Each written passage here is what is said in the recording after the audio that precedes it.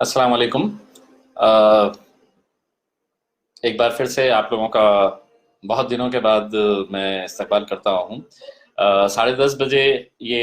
Live में आने वाला था, लेकिन पहले प्रोग्राम ये था कि मुख्यमंत्री उद्धव ठाकरे साहब के साथ हमारी एक वीडियो कॉन्फ्रेंसिंग थी, जो पहले तो 5:30 बजे की थी, फिर वो बढ़ाकर फिर 8 बजे हुआ, फिर रात में 9:45 बजे वो टाइम चेंज किया गया उसका। और काफ़ी देर तक ये वीडियो कॉन्फ्रेंसिंग चली, जिसके अंदर औरंगाबाद शहर के तमाम एमएलएज एमपी मौजूद थे, और मुख्यमंत्री साहब के साथ महाराष्ट्र के सभी सीनियर वरिष्ठ सेक्रेटरीज मौजूद थे। और ये जो वीडियो कॉन्फ्रेंसिंग की गई थी, ये सिर्फ औरंगाबाद के ताल्लुक से की गई थी कि औरंगाबाद के अंदर क्या करना चाहिए। दोस्तों, आप लोगों ने देखा होगा कि कल हम लोगों ने एक मीटिंग सूबेदारी गेस्ट हाउस के अंदर ऑर्गेनाइज की थी, जिसके अंदर औरंगाबाद शहर के तमाम राजनीतिक पार्टियों के, चाहे वो भारतीय जनता पार्टी हो, शिवसेना हो, कांग्रेस हो, राष्ट्रवादी कांग्रेस हो, सभी मिलकर हम एक साथ आए थे। तो सबसे पहले तो मैं उन तमाम एमएलएज और एमपीज का शुक्रिया अदा करना चाहता हूं, जिन्होंने मैं कल सुबह उन्हें फ़ोन किया था और ये कहा था कि हम लोगों को अब मिलना बहुत ज़रूरी है, और सभी ने उसको एक पॉजिटिव रिस्पांस देते हुए कल दोपहर में ये मीटिंग हुई। तकरीबन 2 ढाई घंटे हम लोग वहां पर बैठे और इस बात के ऊपर चर्चा की कि औरंगाबाद के अंदर जो केसेस बढ़ते जा रहे हैं, केसेस कंटिन्यू हो रहे हैं, तो उस को किस तरह से कंट्रोल किया जा सके। कहीं ना कहीं हमें यह एहसास हो रहा था कि कुछ ना कुछ गलत हो रहा है और उसे इम्प्रूव करने की ज़रूरत है। उसके ताल्लुक से बहुत सारे लोगों ने इस तरह के कमेंट्स किए कि देर आए दुरुस्त आए। किसने कहा कि चलिए आखिरकार ये उठ तो गए हैं। दरअसल हकीकत ये है कि जब गवर्नमेंट मशीनरी इस तरह के पैंडेमिक सिचुएशन को हैंडल करती है, तो पूरे पावर्स जो है वो गवर्नमेंट अथॉरिटीज के पास होते हैं। तो हमने अपने अपने जब भी सुझाव देने थे, वो सुझाव हमने दिए थे, और औरंगाबाद शहर के, चाहे वो डिविजनल कमिश्नर हो, कलेक्टर हो, म्युनिसिपल कमिश्नर हो या पुलिस कमिश्नर हो, ये सभी लोग अपने अपने स्तर के ऊपर अपना अपना काम कर रहे थे। लेकिन उसके बावजूद भी जब हमें ये एहसास हुआ कि बहुत सारे दूसरे शहर जो है वो कोरोना के केसेस कंट्रोल में आ चुके थे, लेकिन औरंगाबाद नहीं आ रहा था, तो हमने सोचा कि अब एक कंबाइंड एफर्ट की जरूरत है, और उसकी वजह से हम लोग कल मिले। और उसके बाद ये तय हुआ कि हम लोग आज औरंगाबाद के जितने भी वरिष्ठ अधिकारी हैं उन लोगों के साथ एक मीटिंग करेंगे, फिर उसके बाद जो पालक मंत्री है सुभाष देसाई साहब, उनके साथ मीटिंग करेंगे, और फाइनली एक मीटिंग जो है वो मुख्यमंत्री साहब के साथ करेंगे। तो अकॉर्डिंगली हम लोग आज सुबह डिविजनल कमिश्नर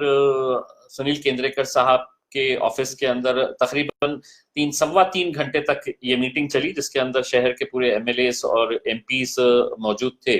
और फिर ये तय हुआ कि आज शाम में चूंकि पालक मंत्री साहब आ रहे थे, उनके साथ बैठ के है तो हम मुख्यमंत्री और जितने भी सेक्रेटरीज हैं उनके साथ बैठ के चर्चा करेंगे। देखिए, कुछ बातें जो सामने आई है, एक तो ये है कि औरंगाबाद में लोगों के अंदर एक डर का माहौल है, एक घबराहट का माहौल ऐसा है कि अगर हमारे घर से कोई पॉजिटिव निकलता है तो पूरे परिवार को फिर क्वारंटाइन सेंटर लेकर जाया जाएगा। तो ये एक डर है। लोगों को हैबत लगती है, इसीलिए लोग छुप जा रहे हैं, लोग बाहर नहीं आ रहे हैं, लोग कहीं घर छोड़कर भाग जा रहे हैं। मेरे हिसाब से ये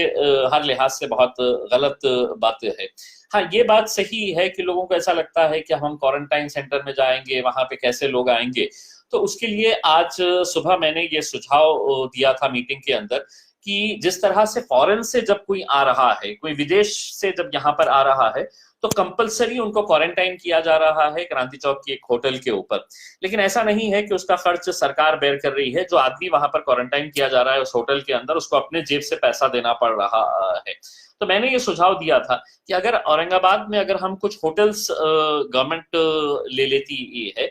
और ऐसा नहीं है कि फ्री में ले लेती है, लेकिन अगर किसी को क्वारंटाइन करना है और वो चाहता है कि नहीं मुझे ये क्वारंटाइन सेंटर में नहीं जाना है, आप मुझे कुछ अलग जगह के ऊपर रखे, तो अगर ये होटल्स अगर गवर्नमेंट एक्वायर करती है और उनके रेट्स फिक्स कर लेती है,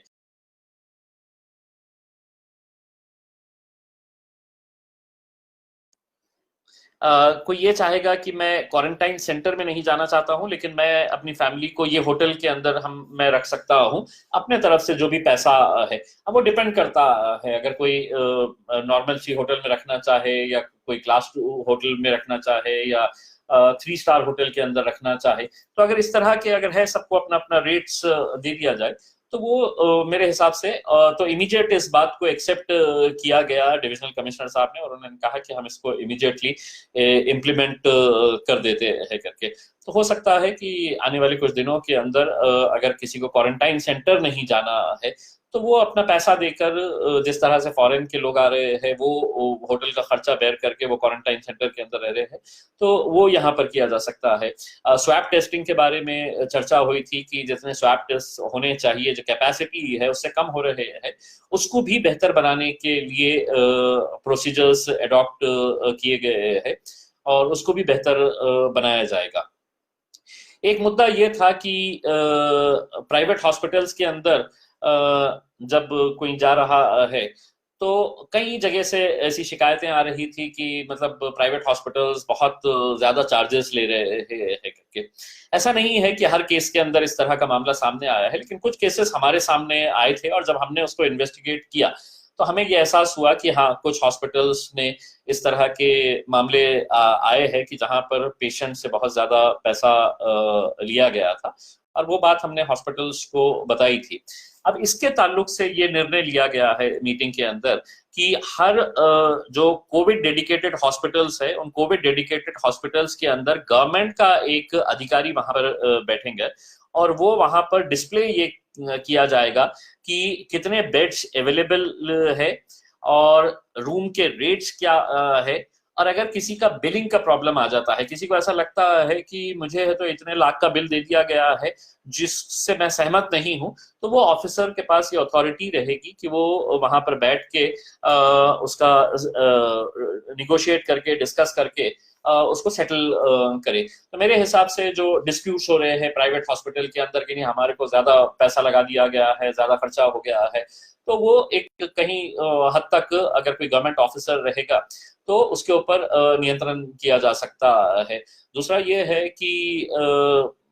बहुत सारे हॉस्पिटल्स के अंदर इस तरह की खबरें आती है कि अगर किसी बड़े आदमी का फोन जाता है तो बेड्स अवेलेबल कराए जाते हैं, कोई नॉर्मल आदमी चला जाता है तो बेड्स नहीं मिलते हैं। तो अब ये ऑफिसर जो वहां पर बैठेंगे, ये उनकी जिम्मेदारी रहेगी कि वो लोग वहां पर